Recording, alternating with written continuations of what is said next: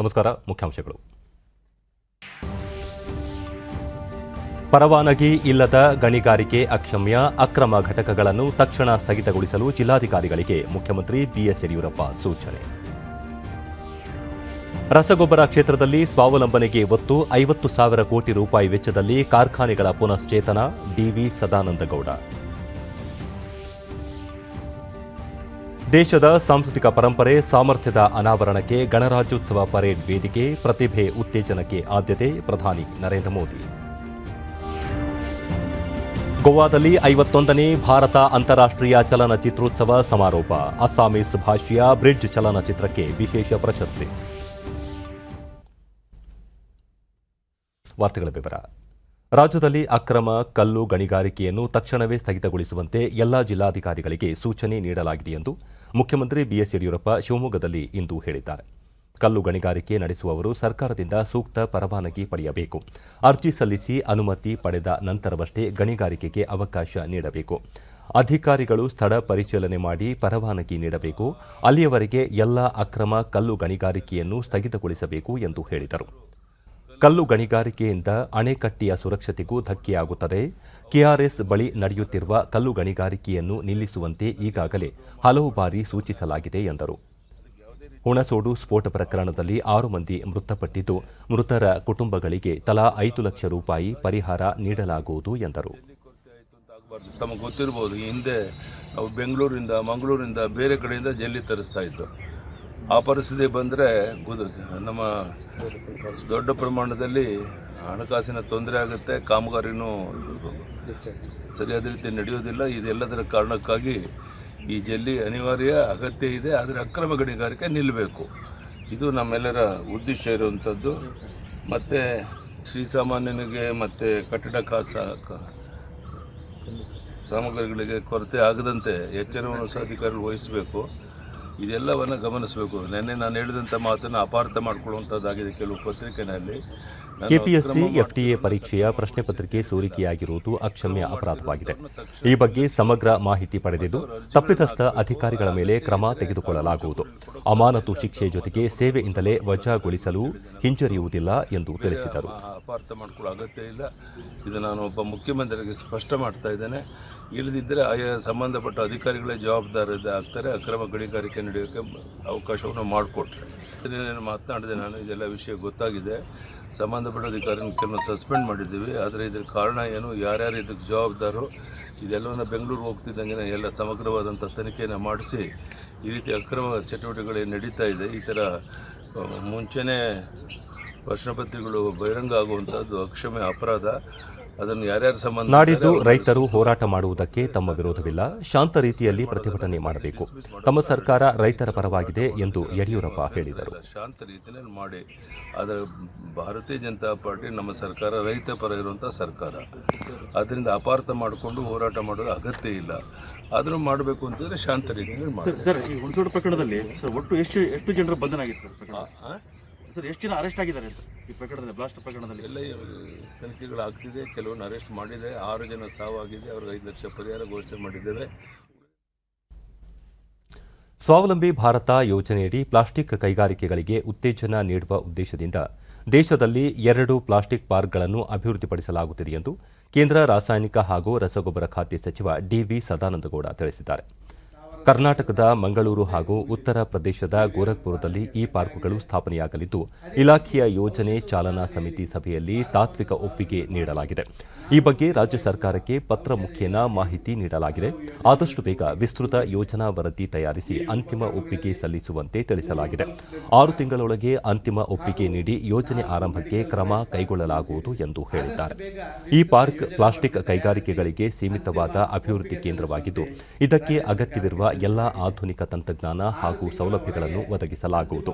ಇಲ್ಲಿ ಸ್ಥಾಪಿತವಾಗುವ ಎಲ್ಲ ಕೈಗಾರಿಕಾ ಘಟಕಗಳು ಉನ್ನತೀಕರಿಸಿದ ತಂತ್ರಜ್ಞಾನ ಬಳಕೆಗೆ ಉತ್ತೇಜನ ನೀಡಲಾಗುವುದು.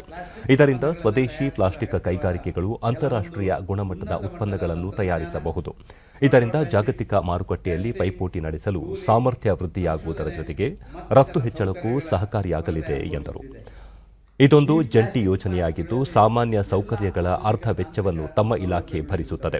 ನಿಗದಿಪಡಿಸಲಾದ ಹಣವನ್ನು 4 ಕಂತುಗಳಲ್ಲಿ ಬಿಡುಗಡೆ ಮಾಡಲಾಗುವುದು ಎಂದು ತಿಳಿಸಿದರು. ದೇಶದ ರಸಗೊಬ್ಬರ ವಲಯವನ್ನು ಸಂಪೂರ್ಣ ಸ್ವಾವಲಂಬಿ ಮಾಡುವ ಉದ್ದೇಶದಿಂದ 4 ರಸಗೊಬ್ಬರ ಕಾರ್ಖಾನೆಗಳ ಪುನಶ್ಚೇತನಕ್ಕೆ 50,000 ಕೋಟಿ ರೂಪಾಯಿ ವೆಚ್ಚ ಮಾಡಲಾಗುತ್ತಿದೆ. ಈ ಪೈಕಿ ರಾಮಗುಂಡಂ ಸ್ಥಾವರದ ಕೆಲಸ ಬಹುತೇಕ ಮುಕ್ತಾಯವಾಗಿದ್ದು, ಯೂರಿಯಾ ಉತ್ಪಾದನೆಗೆ ಸಜ್ಜಾಗಿದೆ ಎಂದು ಪ್ರಕಟಿಸಿದರು.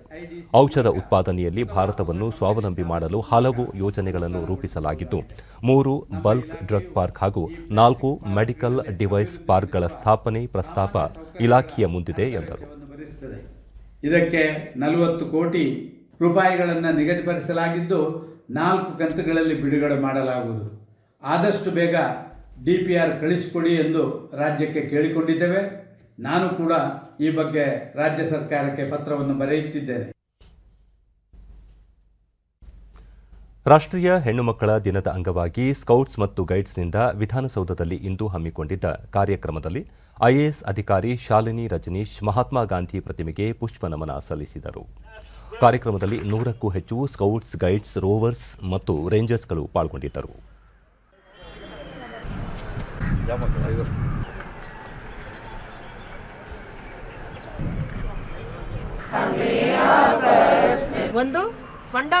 ನಂತರ ಶಾಲಿನಿ ರಜನೀಶ್, ಸಮಾಜದಲ್ಲಿ ಇಂದು ಗಂಡು ಮಕ್ಕಳ ಅನುಪಾತದಲ್ಲಿ ಹೆಣ್ಣು ಮಕ್ಕಳ ಸಂಖ್ಯೆ ಸಾಕಷ್ಟು ಕಡಿಮೆ ಇದೆ. ಇದಕ್ಕೆ ಇಂದಿಗೂ ಕೂಡ ಚಾಲ್ತಿಯಲ್ಲಿರುವ ಭ್ರೂಣ ಹತ್ಯೆ ಪಿಡುಗೆ ಕಾರಣ. ಹೆಣ್ಣು ಮಕ್ಕಳನ್ನು ರಕ್ಷಿಸುವ, ಸಮಾನತೆ ಕಾಪಾಡುವ ಪಣ ತೊಡಬೇಕು ಎಂದು ಕರೆ ನೀಡಿದರು. 1,000 ಗಂಡ್ಮಕ್ಳಿದ್ರೆ ನಮ್ಮಲ್ಲಿ ಗ್ರಾಮೀಣ ಭಾಗದಲ್ಲಿ 922 ಹೆಣ್ಮಕ್ಳಿದ್ದಾರೆ. ಅರ್ಬನ್ ಏರಿಯಾಸ್ದಲ್ಲಿ 983 ಹೆಣ್ಮಕ್ಳಿದ್ದಾರೆ. ಈಕ್ವಾಲಿಟಿ ಬಂತಾ? ಈಕ್ವಾಲಿಟಿ ಬಂದಿಲ್ಲಲ್ಲ. ಈಕ್ವಾಲಿಟಿ ಬರಬೇಕಾದ್ರೆ ಏನು ಮಾಡಬೇಕು? ಎಷ್ಟಿರಬೇಕು ಸಂಖ್ಯೆ? 1,000 ಗಂಡ್ಮಕ್ಳಿದ್ರೆ 1,000 ಹೆಣ್ಮಕ್ಳು ಇರಬೇಕು. ಈ 1,000 ಹೆಣ್ಮಕ್ಳು ಏನು ದೇವರು ಕೋಟಾ ಕಟ್ ಮಾಡಿ ಕಳಿಸ್ತಾ ಇದ್ದಾರಾ ಅಥವಾ ನಾವು ಮಾಡ್ತಾ ಇದ್ದೀವಿ? ನಾವು ಹೆಂಗೆ ಮಾಡ್ತಾ ಇದ್ದೀವಿ? ಕಡಿಮೆ ಹೆಂಗೆ ಮಾಡ್ತಾ ಇದ್ದೀವಿ ಹೆಣ್ಮಕ್ಳನ್ನ?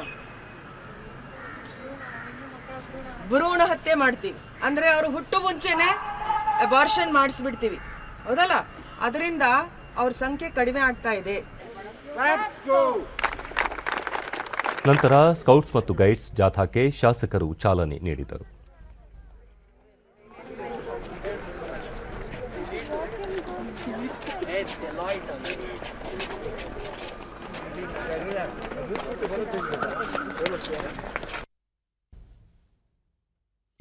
ರಾಜ್ಯದಲ್ಲಿ ಕೋವಿಡ್ ಲಸಿಕೆ ಅಭಿಯಾನ ಪ್ರಗತಿಯಲ್ಲಿದ್ದು, ಈವರೆಗೆ 1,84,733 ಮಂದಿಗೆ ಕೋವಿಡ್ ಲಸಿಕೆ ಹಾಕಲಾಗಿದೆ ಎಂದು ಆರೋಗ್ಯ ಸಚಿವ ಡಾ ಕೆ. ಸುಧಾಕರ್ ತಿಳಿಸಿದ್ದಾರೆ. ಈವರೆಗೆ 9,55,639 ಮಂದಿಗೆ ಲಸಿಕೆಗಾಗಿ ಹೆಸರು ನೋಂದಾಯಿಸಿಕೊಂಡಿದ್ದು, 7,76,505 ಮಂದಿ ಆರೋಗ್ಯ ಕಾರ್ಯಕರ್ತರಾಗಿದ್ದಾರೆ ಎಂದು ತಿಳಿಸಿದ್ದಾರೆ. ಶೇಕಡಾ 56ರಷ್ಟು ಪ್ರಗತಿ ಸಾಧಿಸಿದ್ದು, ಒಟ್ಟಾರೆ ಈವರೆಗೆ 3,28,478 ಆರೋಗ್ಯ ಕಾರ್ಯಕರ್ತರಿಗೆ ಲಸಿಕೆ ನೀಡುವ ಗುರಿ ಹೊಂದಲಾಗಿತ್ತು ಎಂದು ತಿಳಿಸಿದ್ದಾರೆ.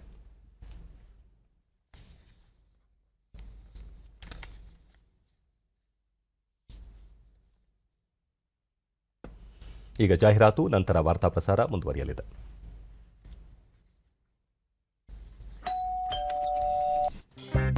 ಗಿಫ್ಟ್ ಬಂದಿದೆ. ಅರೆ ವಾ, ಲೆಜೆಂಡ್ ನ ಬ್ಯಾಟ್. ಇದರಲ್ಲಿ ನಾನು ಆಡ್ತೀನಿ. ಅರೆ, ಫ್ಯೂಚರ್ ಬ್ಯಾಟಿಂಗ್ ಲೆಜೆಂಡ್ ನಾನೇ. ಇದರಲ್ಲಿ ಯಾರ ಹೆಸರು ಬರ್ದಿದೆಯೋ ಬ್ಯಾಟ್ ಅವರಿಗೆ ಸಿಗುತ್ತೆ.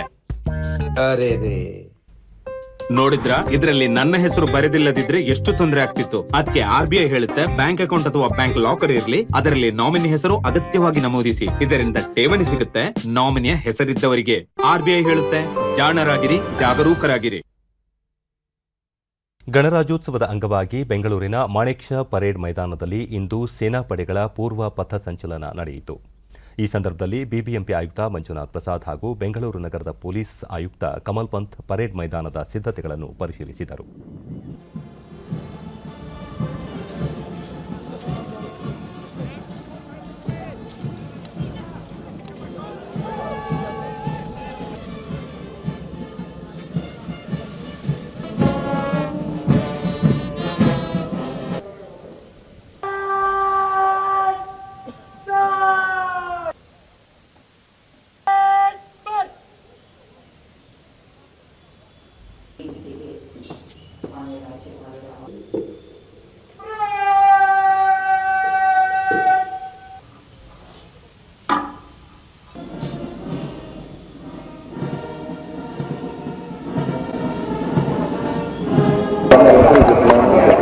ಇವತ್ತು ಇಲ್ಲಿ ಪ್ರತಿ ನಂತರ ವರ್ಷ ಜಂಟಿ ಸುದ್ದಿಗೋಷ್ಠಿಯಲ್ಲಿ ನಡೆದಂತೆ ಮಂಜುನಾಥ್ ಈಗ ಪ್ರಸಾದ್ ಗಣರಾಜ್ಯೋತ್ಸವಕ್ಕಾಗಿ ಸಕಲ ಸಿದ್ಧತೆ ನಡೆಸಲಾಗಿದೆ.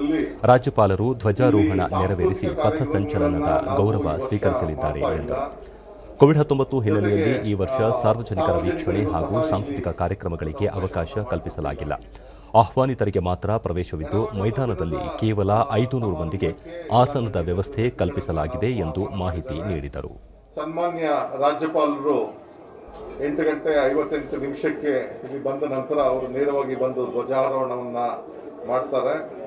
ಧ್ವಜಾರೋಹಣ ಆದ ಮೇಲೆ ಪೆರೇಡ್ ಇದು ರಾಷ್ಟ್ರಗೀತೆ ಇರುತ್ತೆ. ಅದಾದ ನಂತರ ಪೆರೇಡ್ ಕಮಾಂಡರ್ ಅವರು ಬಂದು ಅವರ ಅನುಮತಿಯನ್ನ ಪಡೆದು ಅವರ ಪೆರೇಡ್ ಅನ್ನ ಇದು ವಿಶ್ರಾಮ ಇದಾದ ನಂತರ ರಾಜ್ಯಪಾಲರು ರಾಜ್ಯಕ್ಕೆ ತಮ್ಮ ಸಂದೇಶವನ್ನ ನೀಡಿದ ನಂತರ ನಾಡಗೀತೆ ಮತ್ತೆ ರೈತಗೀತೆ, ನಂತರ ನ್ಯಾಷನಲ್ ಅಂತಮ್ ರಾಷ್ಟ್ರಗೀತೆ ಆದ ನಂತರ ಸನ್ಮಾನ್ಯ ರಾಜ್ಯಪಾಲರು ಪೆರೇಡ್ ಅನ್ನ ಮುಕ್ತಾಯಗೊಳಿಸೋದಕ್ಕೆ ಸೂಚನೆಯನ್ನ ನೀಡಿ ನಿರ್ಗಮಿಸುತ್ತಾರೆ. ಈ ಕವಾಯದಲ್ಲಿ ನಂತರ ಕಮಲ್ ಪಂಥ್ ಗಣರಾಜ್ಯೋತ್ಸವದ ಸುರಕ್ಷತೆಗಾಗಿ 7 ಡಿಎಸ್ಪಿ, 16 ಎಸಿಪಿ ಸೇರಿದಂತೆ 1100 ಪೊಲೀಸ್ ಪಡೆಯನ್ನು ನಿಯೋಜಿಸಲಾಗಿದೆ. ಹೆಚ್ಚುವರಿ ಮತ್ತು ಜಂಟಿ ಆಯುಕ್ತರ ಮಟ್ಟದ 4 ಅಧಿಕಾರಿಗಳು ಈ ಪಡೆಗಳ ನೇತೃತ್ವ ವಹಿಸಲಿದ್ದಾರೆ. ಜೊತೆಗೆ 12 ಕೆಎಸ್ಆರ್ಪಿ ಹಾಗೂ 9 ಸಿಆರ್ಪಿಎಫ್ ತುಕಡಿಗಳು, ಬಾಂಬ್ ಪತ್ತೆ ದಳ, ಗರುಡ ಪಡೆ ಕೂಡ ಕಾರ್ಯನಿರ್ವಹಿಸಲಿದೆ. ಈ ವರ್ಷ ಸೇನಾ ಪಡೆಗಳ ಪಥಸಂಚಲನ ನಡೆಯಲಿದ್ದು ಕರ್ನಲ್ ಗುರುಗುಂಡಿ ಅವರು ಅದರ ನೇತೃತ್ವ ವಹಿಸಲಿದ್ದಾರೆ ಎಂದರು. ಫ್ರೆಸ್ಕಿಂಗ್ ಇರುತ್ತದೆ, ಎಲ್ಲರಿಗೆ ಕಡ್ಡಾಯವಾಗಿ ಫ್ರೆಸ್ಕಿಂಗ್ ಆಗಬೇಕಾಗುತ್ತದೆ. ಮತ್ತೆ ಕ್ಯಾಮ್ರಾ, ಅಂಬ್ರೆಲಾ, ವಾಟರ್ ಬಾಟಲ್ ಇದಕ್ಕೆ ತರಲಿಕ್ಕೆ ಯಾವುದರದ್ದು ಇಲ್ಲಿ ಅವಕಾಶ ಇರಲ್ಲ. ಪೊಲೀಸರು ಫ್ರೆಸ್ಕಿಂಗ್ ಮಾಡುವಾಗ ಪೊಲೀಸರ ಜೊತೆ ಎಲ್ಲರೂ ಸಹಕಾರ ನೀಡಲಿ ಅಂತ ನಾನು ಎಲ್ಲರಿಗೆ ಕೇಳ್ಕೊಡ್ತೇನೆ. ಈ ಒಳ್ಳೆ ನಮಗೆ ಒಂದು ಬಹಳ ಹೆಮ್ಮೆಯ ಒಂದು ದಿವಸ ಗಣರಾಜ್ಯೋತ್ಸವ ಇದೆ. ಇದು ಈ ಸಂಭ್ರಮದ ಈ ದಿವಸದಲ್ಲಿ ನಾವು ಬಹಳ ಉತ್ತಮ ರೀತಿಯಿಂದ ಆಚರಿಸೋಣ ಅಂತ ನಾನು ಎಲ್ಲರಿಗೆ ಕೇಳ್ಕೊಡ್ತೀನಿ. ಅದಕ್ಕೆ ನಮ್ಮ ಜೊತೆ ಒಳ್ಳೆ ರೀತಿಯಿಂದ ಸಹಕಾರ ಕೊಟ್ಟು ಈ ಕಾರ್ಯಕ್ರಮ ಇನ್ನೂ ವಜ್ರಮುಡಿಯಿಂದ ಆಗಲಿ ಅಂತ ನಾನು ಭಾವಿಸ್ತೀನಿ. ಈ ದಿವಸದಲ್ಲಿ ಇನ್ನೊಮ್ಮೆ ನಿಮ್ಮೆಲ್ಲರಿಗೆ ನಾನು ಶುಭವನ್ನು ಕೋರಿ ನಮ್ಮ ವಿಜ್ಞಪ್ತಿ ನಾನು ಮುಗಿಸ್ತೇನೆ. Thank you. ಜೈ ಹಿಂದ್, ಜೈ ಕರ್ನಾಟಕ. ಗಣರಾಜ್ಯೋತ್ಸವ ದಿನದ ಪರೇಡ್ನಲ್ಲಿ ಪಾಲ್ಗೊಳ್ಳಲು ಆಗಮಿಸಿರುವ ಎನ್ಸಿಸಿ ಕೆಡೆಟ್ಗಳು, ರಾಷ್ಟ್ರೀಯ ಸೇವಾ ಯೋಜನೆಯ ಸ್ವಯಂ ಸೇವಕರು ಹಾಗೂ ಕಲಾವಿದರೊಂದಿಗೆ ಪ್ರಧಾನಿ ನರೇಂದ್ರ ಮೋದಿ ಅವರ ಸಂವಾದ ಸಭೆಯನ್ನು ದೆಹಲಿಯಲ್ಲಿ ಇಂದು ಆಯೋಜಿಸಲಾಗಿದ್ದು, ಈ ಕಾರ್ಯಕ್ರಮದಲ್ಲಿ ಕಲಾವಿದರು, ವಿದ್ಯಾರ್ಥಿಗಳು ಸಾಂಸ್ಕೃತಿಕ ಕಾರ್ಯಕ್ರಮ ನಡೆಸಿಕೊಟ್ಟರು. आकाश पर अब तिरंगा, भरे भरे मन गर्व से है लहरा गया जब तिरंगा, आ रहे हैं मन में होठों पे तेरा नाम सदा।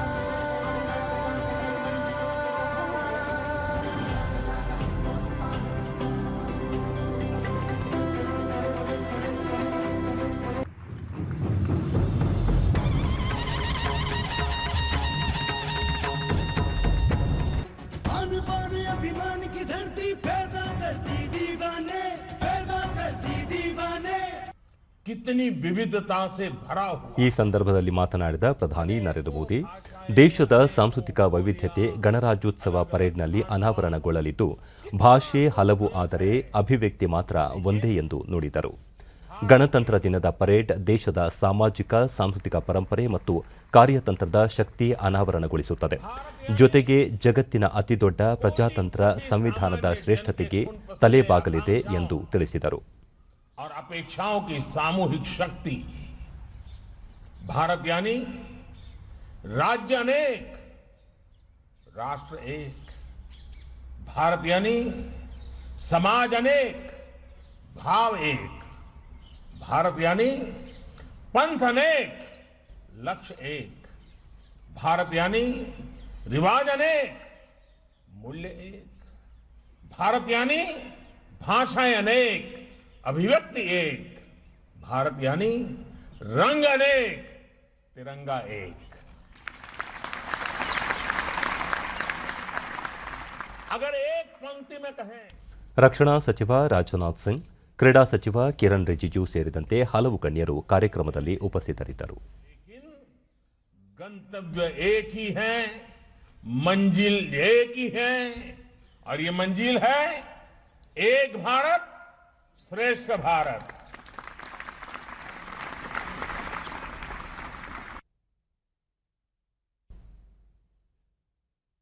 ಗೋವಾದ ಪಣಜಿಯಲ್ಲಿ 51ನೇ ಭಾರತ ಅಂತಾರಾಷ್ಟ್ರೀಯ ಚಲನಚಿತ್ರೋತ್ಸವ ಇಂದು ಸಂಜೆ ವರ್ಣರಂಜಿತ ಕಾರ್ಯಕ್ರಮದೊಂದಿಗೆ ಸಮಾಪನಗೊಂಡಿತು.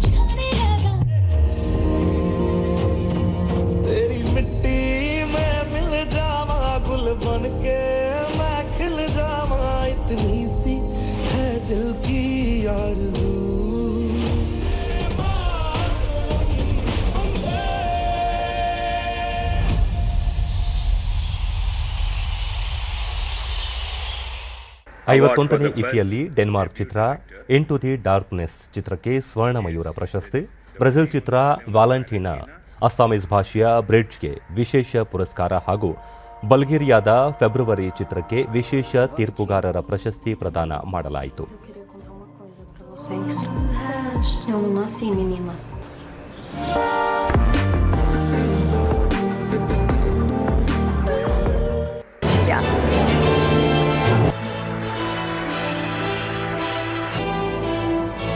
The special mention award goes to Bridge, the film. মই হাল নাবালে মোৰ বেমাৰী মাৰ একমাত্ৰ ভাইটোক এই নদীখনে আমাক জীয়াই ৰাখিছে।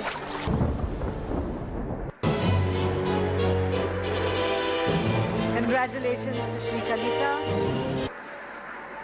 The special jury award goes to the film February.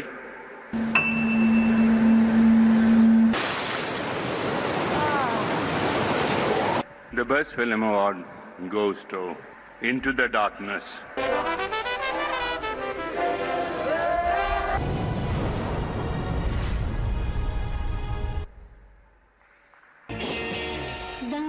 ಸಮಾರೋಪ ಸಮಾರಂಭದಲ್ಲಿ ಬಾಲಿವುಡ್ ಖ್ಯಾತ ಹಿರಿಯ ನಟಿ ಝೀನತ್ ಅಮಾನ್, ಭೋಜ್ಪುರಿ ನಟ ರವಿಕಿಶನ್ ಅವರನ್ನು ಸನ್ಮಾನಿಸಲಾಯಿತು.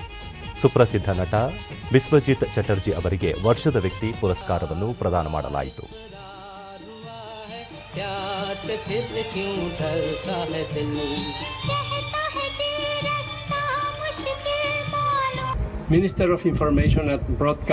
ಈ ತಿಂಗಳ 16ರಿಂದ ಆರಂಭವಾದ 9 ದಿನಗಳ ಚಿತ್ರೋತ್ಸವದಲ್ಲಿ ದೇಶ ವಿದೇಶದ ಹಲವಾರು ಸಿನಿಮಾ ತಂತ್ರಜ್ಞರು, ನಿರ್ದೇಶಕರು, ನಿರ್ಮಾಪಕರು ಪಾಲ್ಗೊಂಡಿದ್ದರು. ಇದೇ ಮೊದಲ ಬಾರಿಗೆ ಬಹುತೇಕ ವರ್ಚುವಲ್ ಮಾದರಿಯಲ್ಲಿ ನಡೆದ ಚಿತ್ರೋತ್ಸವದಲ್ಲಿ ಹಲವು ಮಹತ್ವದ ಗೋಷ್ಠಿಗಳು ನಡೆದವು. ಚಿತ್ರೋತ್ಸವದಲ್ಲಿ ಒಟ್ಟು 200 ಚಿತ್ರಗಳು ಪ್ರದರ್ಶನ ಕಂಡವು. ಸಮಾರೋಪ ಸಮಾರಂಭದಲ್ಲಿ ರಾಜ್ಯಪಾಲ ಭಗತ್ ಸಿಂಗ್ ಕೋಶಿಯಾರಿ, ಕೇಂದ್ರ ಅರಣ್ಯ ಮತ್ತು ಪರಿಸರ ಖಾತೆ ರಾಜ್ಯ ಸಚಿವ ಬಾಬುಲ್ ಸುಪ್ರಿಯೋ, ಮುಖ್ಯಮಂತ್ರಿ ಪ್ರಮೋದ್ ಸಾವಂತ್, ವಾರ್ತಾ ಮತ್ತು ಪ್ರಸಾರ ಸಚಿವಾಲಯದ ಕಾರ್ಯದರ್ಶಿ ಅಮಿತ್ ಖರೆ, ಚಿತ್ರೋತ್ಸವ ನಿರ್ದೇಶಕ ಚೈತನ್ಯ ಪ್ರಸಾದ್ ಸೇರಿದಂತೆ ಮತ್ತಿತರರು ಉಪಸ್ಥಿತರಿದ್ದರು.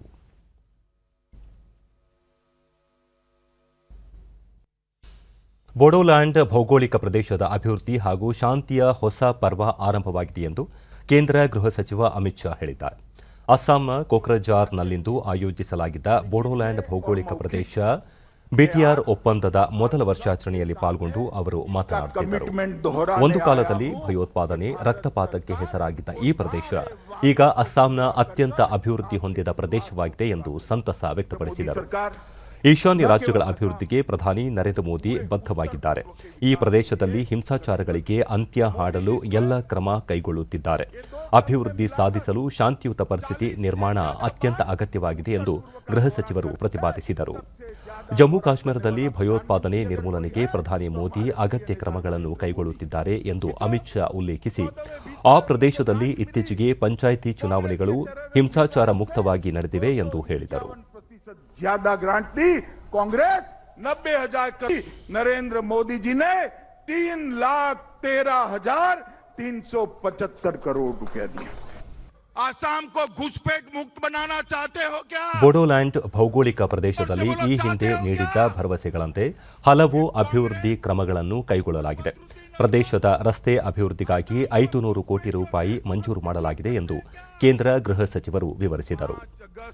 ಬೋಡೋ ಭಾಷೆ ಹಾಗೂ ಸಂಸ್ಕೃತಿ, ಬೋಡೋ ಜನರ ರಾಜಕೀಯ ಹಕ್ಕುಗಳನ್ನು ಸಂರಕ್ಷಿಸಲಾಗುವುದು. ಆದರೆ ಬೋಡೋಲ್ಯಾಂಡ್ ಭೌಗೋಳಿಕ ಪ್ರದೇಶಕ್ಕೆ ನೀಡಿದ್ದ ಯಾವುದೇ ಭರವಸೆಯನ್ನು ಕಾಂಗ್ರೆಸ್ ಈಡೇರಿಸಿಲ್ಲ ಎಂದು ಟೀಕಿಸಿದರು. आसाम की जनता अब विकास के रास्ते पर आगे चल चुकी है.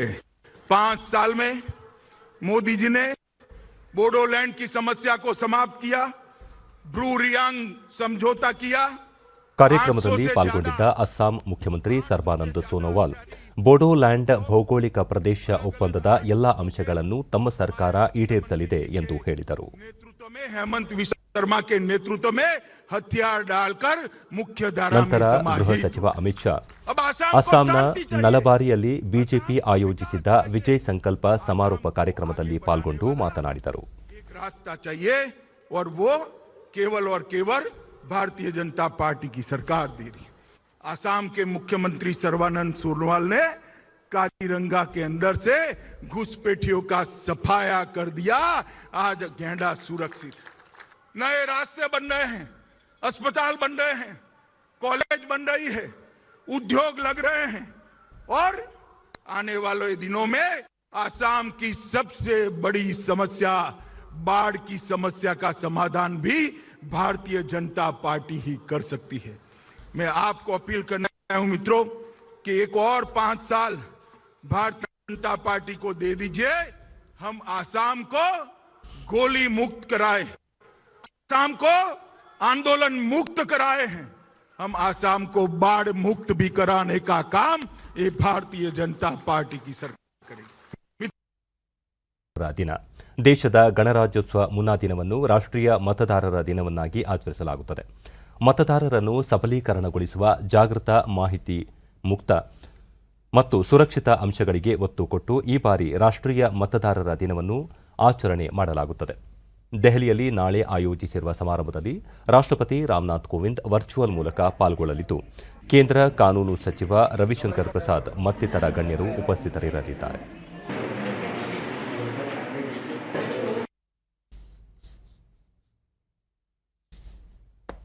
ಕೇಂದ್ರ ವಾರ್ತಾ ಮತ್ತು ಪ್ರಸಾರ ಇಲಾಖೆಯಿಂದ ಮೈಸೂರಿನ ಯಶೋಧ ಅವರಿಗೆ ಕೇಂದ್ರ ಪುರಸ್ಕೃತ ಯೋಜನೆಗಳನ್ನು ತಲುಪಿಸಿದ ದೇಶದ ಮಹಿಳಾ ಸಾಧಕಿ ಎಂಬ ಬಿರುದು ನೀಡಿ ಗೌರವಿಸಲಾಗಿದೆ.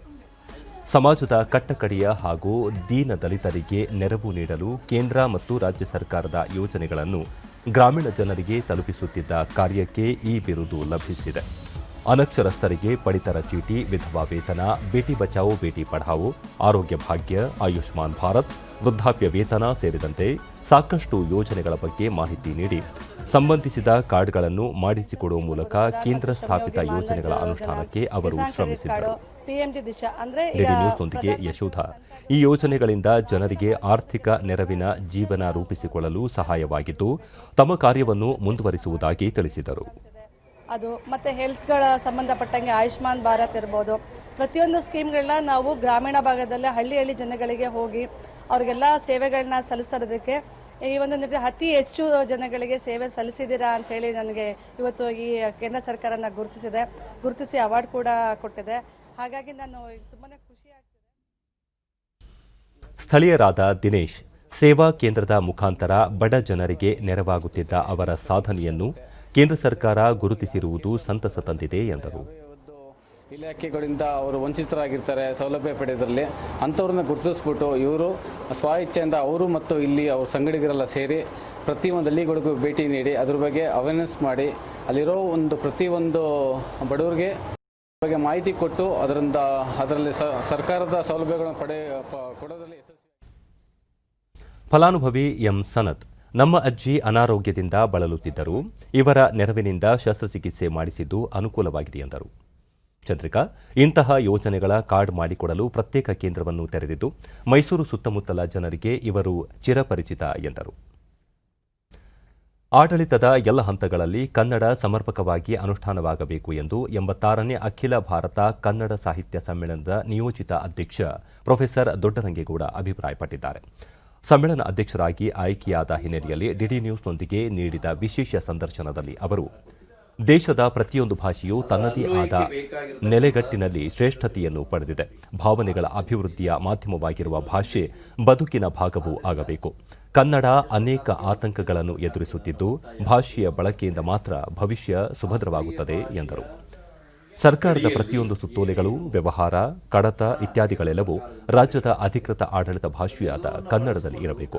ಆಗ ಮಾತ್ರ ಈ ನೆಲದ ಭಾಷೆಗೆ ಜೀವ ಬಂದಂತಾಗುತ್ತದೆ. ಎಲ್ಲ ಹಂತಗಳಲ್ಲಿ ಕನ್ನಡದ ಅನುಷ್ಠಾನ, ಸುಲಲಿತ ಬಳಕೆ ಸಾಧ್ಯವಾಗಬೇಕು. ಮನೆ ಮನಗಳಲ್ಲಿ ಮಾತೃಭಾಷೆಯ ಮಿಡಿತ ಕಾಣಬೇಕು. ಆಗ ಮಾತ್ರ ಮುಂದಿನ ಪೀಳಿಗೆಗೆ ನಮ್ಮ ಭಾಷೆಯ ಅನನ್ಯತೆಯನ್ನು ಕೊಂಡೊಯ್ಯಲು ಸಾಧ್ಯವಾಗುತ್ತದೆ ಎಂದು ತಮ್ಮ ವಿಚಾರಗಳನ್ನು ಹಂಚಿಕೊಂಡರು. ಕನ್ನಡಿಗರ ಸಂಕಲ್ಪ ಆಗಬೇಕು. ಭಾಷೆಯ ಅಭಿವೃದ್ಧಿಗೆ ಬಿಡುಗಡೆಯಾಗುವ ಅನುದಾನ ಸಮರ್ಪಕವಾಗಿ ಬಳಕೆಯಾದಾಗ ಮಾತ್ರ ಸಂಶೋಧನೆ, ಅಧ್ಯಯನ ಇತ್ಯಾದಿಗಳು ಬೆಳೆಯಲು ಸಾಧ್ಯ.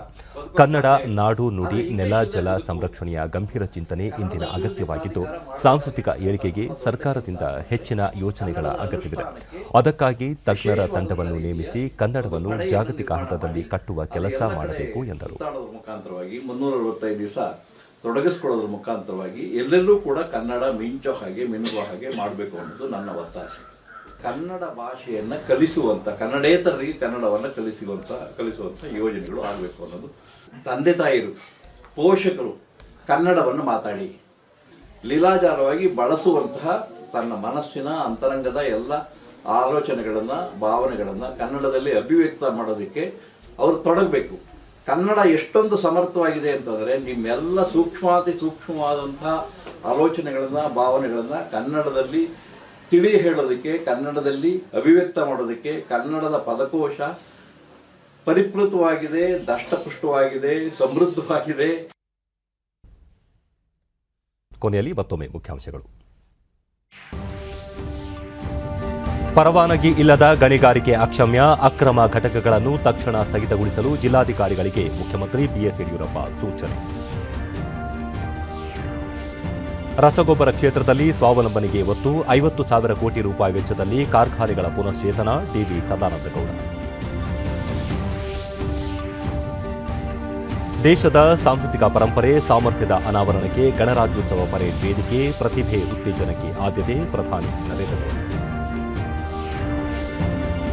ಗೋವಾದಲ್ಲಿ 51ನೇ ಭಾರತ ಅಂತಾರಾಷ್ಟ್ರೀಯ ಚಲನಚಿತ್ರೋತ್ಸವ ಸಮಾರೋಪ, ಅಸ್ಲಾಮೀಸ್ ಭಾಷೆಯ ಬ್ರಿಡ್ಜ್ ಚಲನಚಿತ್ರಕ್ಕೆ ವಿಶೇಷ ಪ್ರಶಸ್ತಿ. ನಮ್ಮ ವಾರ್ತಾ ಪ್ರಸಾರವನ್ನು ನೀವು ಡಿಡಿ ಚಂದನ ನ್ಯೂಸ್ ಯೂಟ್ಯೂಬ್ ಚಾನಲ್ನಲ್ಲೂ ವೀಕ್ಷಿಸಬಹುದು. ವೀಕ್ಷಕರೇ, ತಪ್ಪದೇ ಮಾಸ್ಕ್ ಧರಿಸಿ. ನೀವು ಸುರಕ್ಷಿತವಾಗಿರುವುದರೊಂದಿಗೆ ನಿಮ್ಮವರನ್ನು ಸುರಕ್ಷಿತವಾಗಿರಿಸಿ. ಸರಿಯಾದ ಕ್ರಮದಲ್ಲಿ ಮುಖಗವಸನ್ನು ತಪ್ಪದೇ ಧರಿಸಿ. ನಮ್ಮ ಮುಂದಿನ ವಾರ್ತಾ ಪ್ರಸಾರ ರಾತ್ರಿ 9 ಗಂಟೆಗೆ ಡಿಡಿ ಚಂದನದಲ್ಲಿ. ನಮಸ್ಕಾರ.